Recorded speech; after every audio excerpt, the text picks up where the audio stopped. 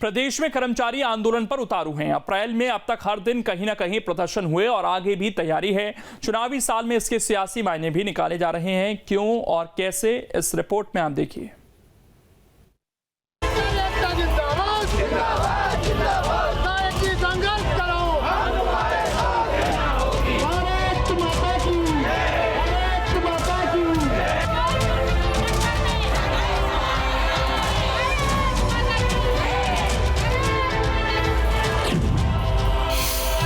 कर्मचारियों की लामबंदी ने बढ़ाई टेंशन। प्रदर्शन के पीछे है सियासी कनेक्शन। शायद ही ऐसा कोई जिला हो जहां से कर्मचारियों के आंदोलन की तस्वीरें नहीं आ रही हों। कहीं पुरानी पेंशन की मांग हो रही है तो कहीं कर्मचारियों के लंबित मांगों को लेकर विरोध के स्वर दिख रहे हैं। आलम यह है कि अप्रैल को 16 दिन में 16 प्रदर्शन हुए। बाकी के 14 दिनों में 10 और आंदोलन प्लान किए गए हैं।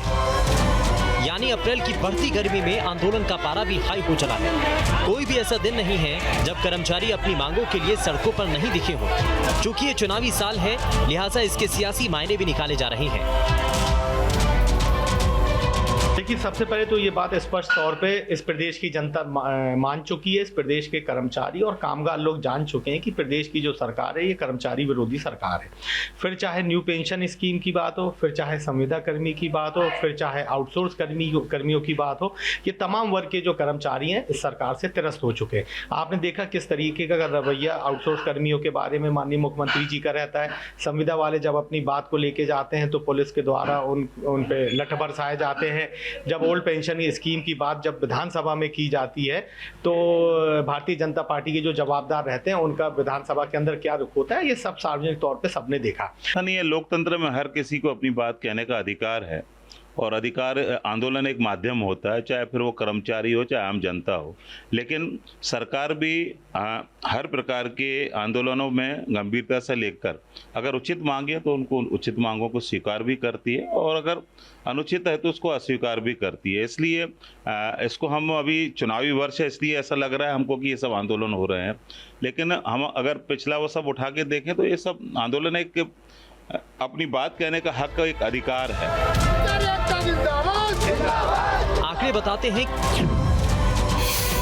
कि प्रदेश में 3.5 लाख से ज्यादा नियमित कर्मचारी हैं। संविदा कर्मचारियों की संख्या अलग है।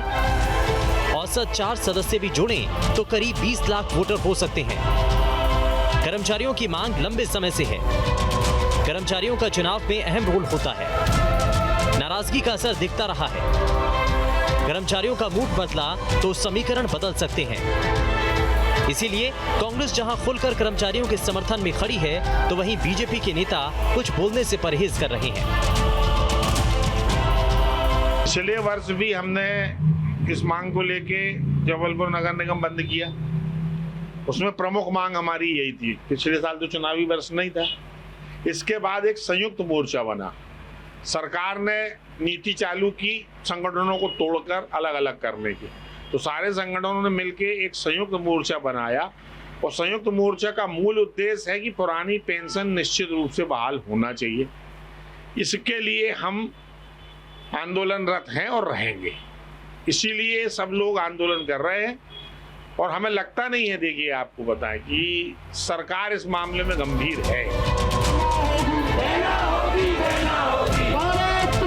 कर्मचारी भी इस बात को समझ रहे हैं कि ये चुनावी साल है। ऐसे में अगर अभी धरना प्रदर्शन से दबाव बना तो उनकी मांगों पर गौर हो सकता है, क्योंकि चुनाव के बाद दबाव बनाना आसान नहीं होगा।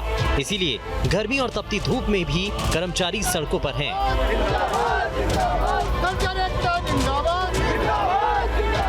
मध्य प्रदेश में चुनावी साल है, लिहाजा तमाम कर्मचारी और अधिकारी संगठन भी सरकार के खिलाफ लामबंद हैं और अपनी विभिन्न मांगों को लेकर आंदोलन कर रहे हैं। इन मांगों में सबसे महत्वपूर्ण मांग है पुरानी पेंशन योजना। लेकिन सरकार ने फिलहाल इन आंदोलनकारी कर्मचारियों और अधिकारियों को कोई भी आश्वासन नहीं दिया है।